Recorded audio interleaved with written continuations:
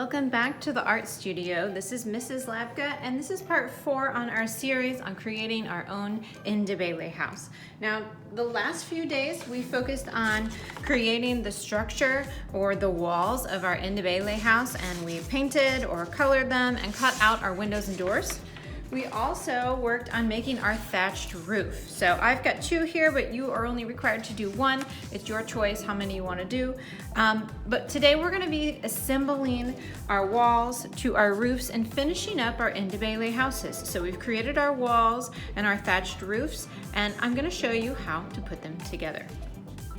So what you're going to need today, your wall, your roof, but you're also going to need something to connect with. So I'm going to be using my stapler, and I'm also going to be using some tape. Maybe you have a glue stick or you have a different kind of tape. Maybe you don't have a stapler. I want to encourage you to use your critical thinking skills and your really creative problem solving to figure out a way that you can use materials that you might have at home to connect your house together. So the first thing that I'm going to do is to make sure that my wall of my house is curvy. Now I have painted this so it feels a little crunchy, and I just want to curl it to get it going in the right direction.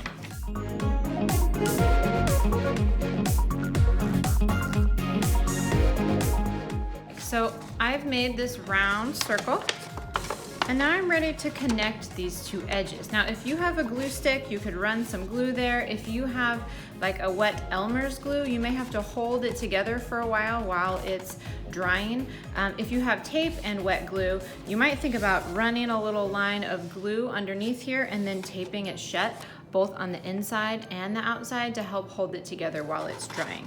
But I have a stapler, and that seems like the cleanest, quickest way to do this. So I'm gonna see if I can line up my patterns and put some staples in here. If you're in the classroom with me, I will come around with my stapler and help you do this step.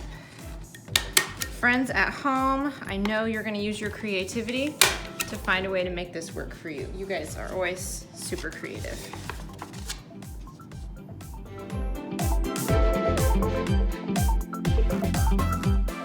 So I used tape on this one, and you might have noticed that I added tape on the outside as well as on the inside. I actually put tape around the top edge here to really secure these edges, top and bottom. So now that we've put the bodies or the structure walls of our house together, we're now ready to do the step of creating our thatched roof, which has kind of a cone shape. So we're gonna take our roof that we made yesterday, and we're going to actually overlap right here on this cut that we made. We're gonna overlap those pieces. So here's the cut. I'm actually gonna overlap, and that's gonna create this cone effect that's gonna give it the roof shape that I want. Now you could do this really tight. The more you overlap it, the more dramatic your cone shape is going to be, but it also makes your circle much smaller. So depending on the size of your piece of paper and how big your circle is, you want to make sure that your roof is larger than the circle that you made. So this is a little bit too small for my roof. I do want the roof to overhang a little bit. So when we look at the original Ndebele houses, you'll see how the roof has a little bit of overhang, probably like your house or your apartment at home. So I'm going to make sure that I back this up to make it cone shaped but large enough to overhang on my house. So that looks like a good amount. So I want to make sure that I secure this down. I don't want this lump right here, so I'm going to use glue or tape or a stapler to get these fixed down.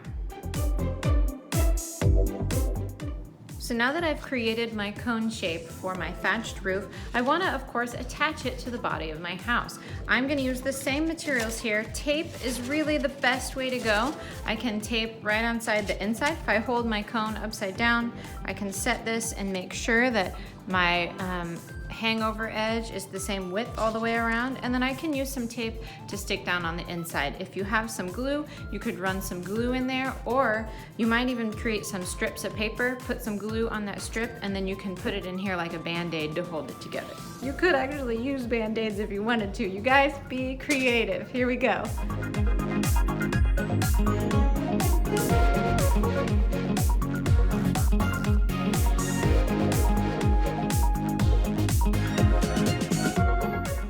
So now I've connected my walls to my thatched roofs, and now that I'm looking at this, I'm feeling like maybe I should do some pictures and cut them out and kind of collage a scene on the inside. You could do whatever you want with these.